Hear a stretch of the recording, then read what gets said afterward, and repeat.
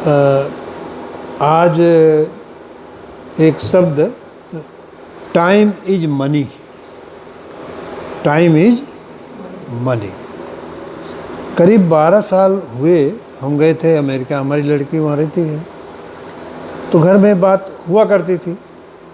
तो एक दिन हमारे दामाद ने कहा बात बात में कि टाइम इज मनी। हमको तो भाई समझ में नहीं आया कि टाइम कैसे मनी है, लेकिन फिर मन में रह ही गया। हम कहा भाई टाइम कैसे मनी है बताइए। तो उन्होंने कहा कि आप देखिए, यहाँ पर कोई आदमी आपको हर दम काम करता हुआ मिलेगा। वो तैयार हो करके या तो ऑफिस चला जाएगा, ऑफिस से लौट के आएगा तुरंत, मतलब चाय वगैरह पी करके, और अपने घर की साफ़ सफाई, उनके बड़े बड़े लान होते हैं तो उसमें कटिंग, सफाई, पानी देना, ये करना वो करना, और इतना मतलब व्यस्त रहते हैं कि पड़ोसी से बातचीत ही नहीं हो पाती। तो कभी कभार ऐसे निकलो सामने मिल जाए तो गुड मॉर्निंग या इवनिंग हो जाएगी, लेकिन वो तो कहने लगे देखो नहीं, इसके लिए हम अगर खुद न करें तो इसमें हमको मतलब नौकर लगाना पड़ेगा, और नौकर यहाँ इतने महंगे हैं कि हम लगा ही नहीं सकते, बहुत महंगे पड़ते हैं। इसलिए वहाँ की शिक्षा व्यवस्था में भी ऐसा है कि जैसे प्लम्बर है, इलेक्ट्रीशियन है, ये सब तो वहाँ के जैसे आप लोग पढ़ रहे हैं ना, तो ये क्लास में ही वहीं प्रैक्टिकल करा दिया जाता है। घर में अगर बिजली की प्रॉब्लम हो गई तो आप वहाँ के लोग खुद बना लेते हैं, या मतलब पानी नहीं आ रहा, कहीं नल में गड़बड़ी है, खुद बना लेते हैं ज़्यादातर काम। तो कहने का मतलब समय यूज किया तभी तो पैसा बच गया ना। तो पैसा बचने का मतलब होता है कि जानो कमा लिया आपने उतना पैसा। और दूसरी बात, हम लोग बार बार स्वाध्याय की करते हैं। जैसे ये अभी पढ़ रही थी, ये स्वाध्याय ही है। ये जो सत्संग के बाद रामायण पाठ के बाद जब ये पढ़ा जाता है तो यही तो कि हमारी आदत बने स्वाध्याय की। बहुत से बच्चे अखबार भी देखते होंगे, घर में आता है तो ससुरी निगाह तो देख ही लेते होंगे, तो वो स्वाध्याय तो है।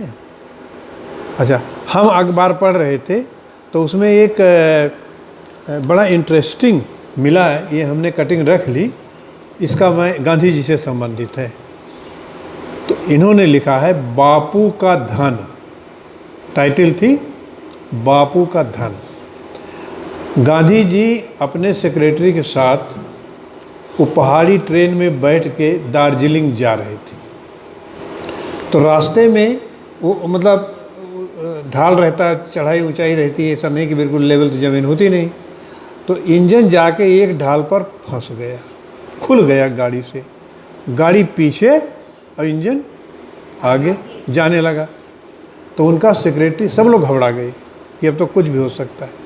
तो उनका सेक्रेटरी आया, कहा बापू आप देख नहीं रहे हैं, गाड़ी का मतलब खतरा होने वाला है, हम लोग सब मर जाएंगे। तो बापू ने क्या कहा सुनो। गांधी जी की बात सुनकर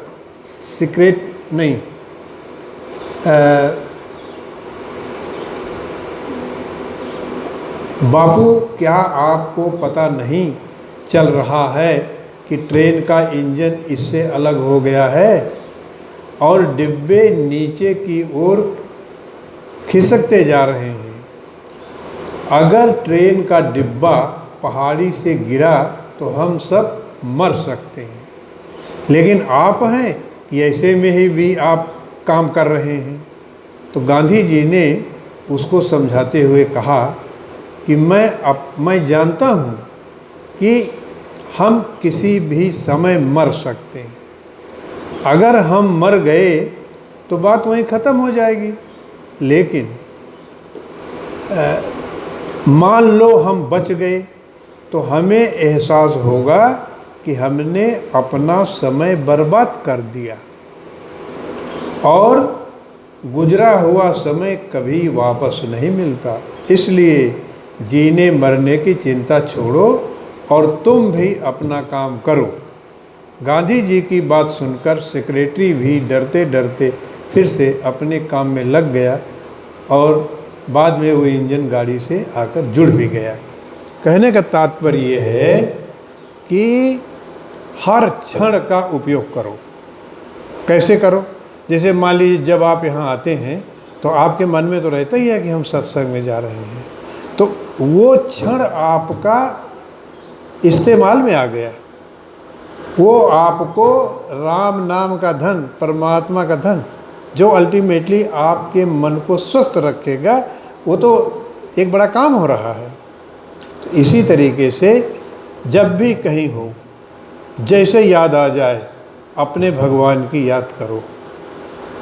ज़बरदस्त आपकी आत्मशक्ति बढ़ेगी और चित्त की एकाग्रता बढ़ेगी, और इसका नतीजा आप अपनी पढ़ाई में देखोगे।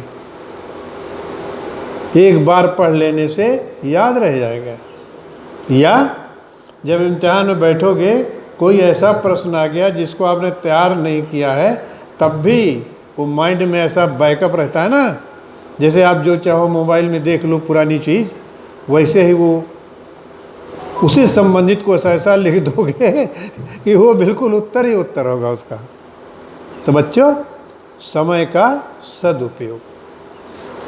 जैसे मान लो याद आ गया कि टाइम हम बर्बाद हो रहा है, तुरंत अपने भगवान की याद करना शुरू कर दो, या कोई काम सामने हो तो वो करना शुरू कर दो।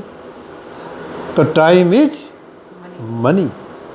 एक सेकंड भी इस्तेमाल करो। भाई गांधी जी क्यों गांधी जी बन गए?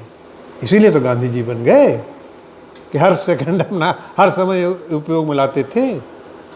तो जैसे आज इन्होंने डायरी के बारे में पढ़ा, वो बहुत इम्पोर्टेंट है। ये इनका अपना खुद का अनुभव है कि माइंड साफ हो जाता है।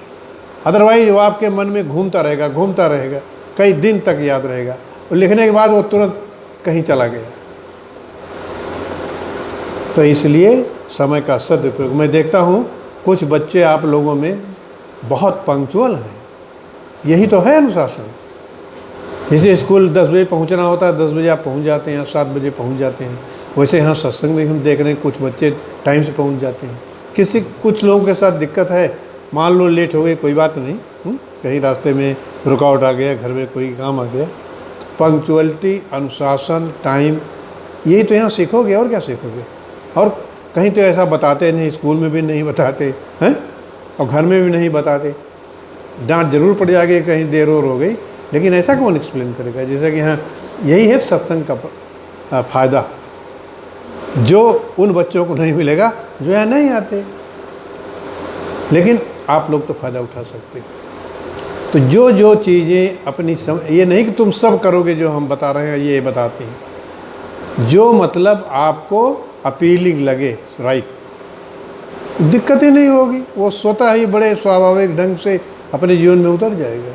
वही आपको एक अच्छा इंसान बनाएगा। तो खूब पढ़ो और अपने भगवान की याद में सब काम करो, और माता पिता की बात मानो, हैं, और उसके बाद तो भगवान ही है, मदद कर ही रहा हम लोग की।